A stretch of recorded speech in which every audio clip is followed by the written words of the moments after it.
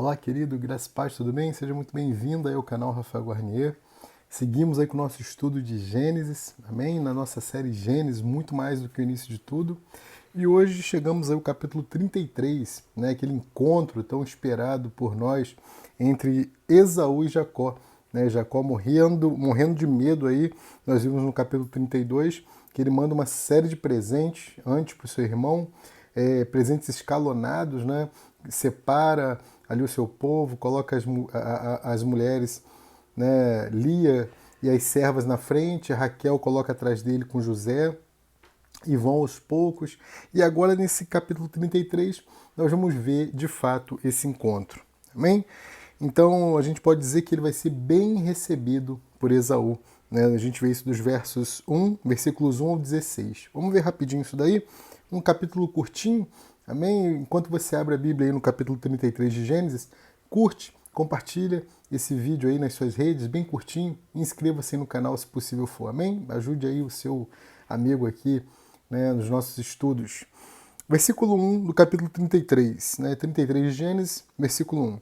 E levantou Jacó os seus olhos e olhou, e eis que vinha Esaú, e 400 homens com ele. Então repartiu os filhos entre Lia e Raquel e as duas servas, e pôs as servas e seus filhos na frente, e Lia e seus filhos atrás, porém Raquel e José, os derradeiros. E ele mesmo passou adiante deles, inclinou-se à terra 7 vezes, até que chegou seu irmão. Então Esaú, correndo-lhe ao encontro, né, e abraçou e lançou-se sobre seu pescoço e beijou, e choraram. Depois levantou os seus olhos e viu as mulheres e os meninos, e disse: Quem são estes contigo? E ele disse: Os filhos que Deus graciosamente tem dado a teu servo. Então chegaram as servas, elas e os seus filhos, e inclinaram-se. Versículo 7. E chegou também Lia com seus filhos, inclinaram-se. E depois chegou José e Raquel, inclinaram-se. E disse Esaú: De que te serve todo este bando que tenho encontrado? E ele disse: Para achar graça aos olhos do meu senhor. Mas Esaú disse: Eu tenho bastante, meu irmão, seja para ti o que tens. Então disse Jacó: Não, se agora tenho achado graça em teus olhos, peço-te que tomes o meu presente da minha mão, porquanto tenho visto o teu rosto, como se tivesse visto o rosto de Deus, e tivesse visto o rosto de Deus, perdão, e tomaste contentamento em mim. Versículo 11. Toma-te, peço-te, a minha bênção que te foi trazida, porque Deus graciosamente me tem dado, e porque tem de tudo. E insistiu com ele, até que a tomou. E disse: Caminhemos e andemos, e eu partirei adiante de ti.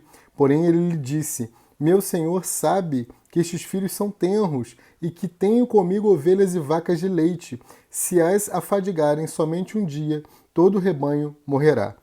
Ora, passe o meu senhor adiante de seu servo, e eu irei como guia, pouco a pouco, conforme ao passo do gado que vai adiante de mim, e conforme ao passo dos meninos, até que se chegue a meu senhor em Seir. E disse Esaú: Permite então que eu deixe contigo alguns da minha gente. E ele disse: Para que isso? Basta que ache graça aos olhos do meu senhor. Assim voltou Esaú aquele dia pelo seu caminho a Seir. Jacó, porém, partiu para Sucote e edificou para si uma casa e fez cabanas para o seu gado, por isso chamou aquele lugar Sucote. E aí, né, no versículo 18, ele vai chegar a Siquém e levantar um altar. Olha lá.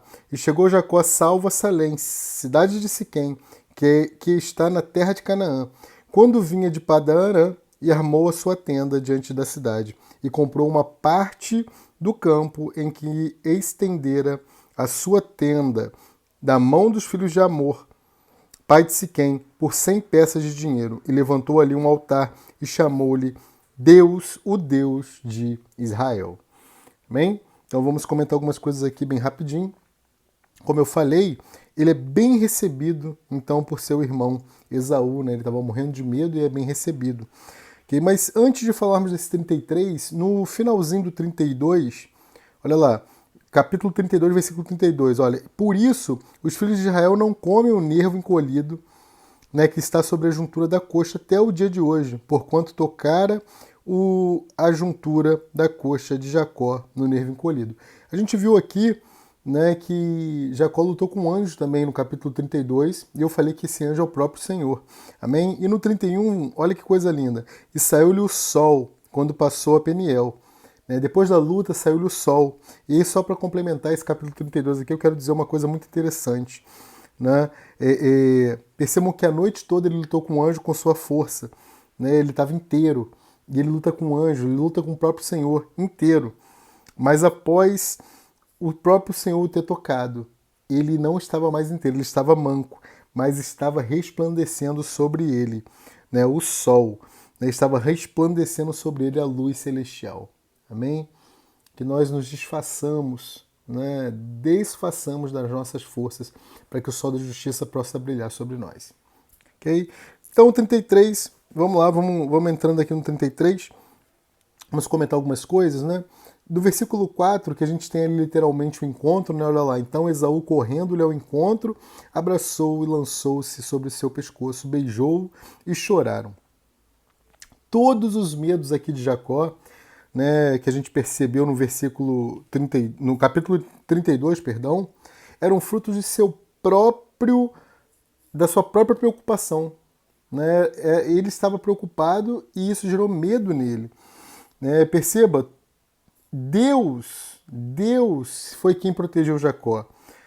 Deus protege Jacó e ele apareceu num sonho para Esaú. A gente passa despercebido, muitas vezes deixa isso batido. Mas olha lá, no capítulo 31, o versículo 24, o próprio Senhor apareceu para Esaú em sonho, aparece para Labão em sonho, como forma de proteção a Jacó. O próprio Deus aparece em sonho, garantindo a segurança de Jacó. E não seria diferente aqui com Esaú. O problema é que Jacó não confia, como eu falei na aula passada, e aí ele faz as suas próprias estratégias humanas, ok? Mas é ele, o próprio Senhor, que defende, que nos protege, que nos guarda, né? E ele faz que Esaú tenha gerado em si esse amor fraternal. Então, irmão, descansa em Deus, é Ele que te guarda, amém? Olha os versículos lá de Filipenses 4, 6 e 7, Filipenses capítulo 4, versículos 6 e 7, e 1 Pedro capítulo 5, versículo 7, amém? Continuando aqui, só mais alguns versículos para a gente já terminar. No versículo, e aí eles vão relatar os encontros, né? E aí Esaú vai falar, olha, Jacó vai falar, vai embora você na frente, eu vou atrás, porque o meu rebanho, eu tenho vacas aqui que amamentam, e a gente tem que ir parando por conta das crianças. Aí Esaú sugere deixar alguns homens dele com ele para o acompanhar. Ele falou que não precisa, basta eu ter achado graça diante de ti, e aí eles vão embora e eles seguem. Esaú segue seu caminho na frente, volta, e Jacó vai atrás, no seu tempo ali. Versículo 17, Jacó, porém, partiu para Sucote. Sucote quer dizer abrigos, ok? Abrigos. E edificou para si uma casa e fez cabanas para o seu gado, por isso chamou aquele lugar Sucote, quer dizer abrigos. Então perceba que uma casa para si e abrigo para o seu gado indica que ele, Jacó, ainda era um homem natural, natural e confiava na sua própria força, Ele negligenciava o sonho que teve em Betel, quando ele constrói essa cabana aqui em Sucote. E o voto que ele fez a Deus também estava sendo negligenciado ali, porque ele prometeu que eu vou edificar uma casa. Olha lá o capítulo 28, versículos 20 e 22. Certo? Então, mais uma vez aqui ele mostra a sua natureza, a sua humanidade. E aí no versículo 20, para fechar, ele levanta o altar e chamou-lhe, ele vai seguir ali, depois, olha lá, você pode perceber que ele vai seguir, versículo 18. E chegou Jacó salvo em Salém, cidade de Siquém, que está na terra de Canaã, quando vinha de Padã Arã e armou sua tenda diante da cidade. A gente vai ver isso também no capítulo 35, tá? A gente vai ver isso, aguarda um pouquinho que a gente já vai chegar lá, daqui a duas aulas. E no 20, levantou, chegando em Siquém, levantou ali um altar e chamou Deus, o Deus de Israel. Em algumas traduções, El Elyon. El é uma tradução para Deus, El Elyon, El Shaddai, Tudo isso, toda vez que tem esse EL na frente, significado é Deus. Amém? Então, no versículo 20, aqui em Siquém, na terra de Canaã, Jacó armou a tenda, né? A gente viu no versículo 19. E aí ele erigiu, um altar, né? Como seu avô fizera. Lá no capítulo 12, versículos 6 e 7, né? Abraão também fez isso.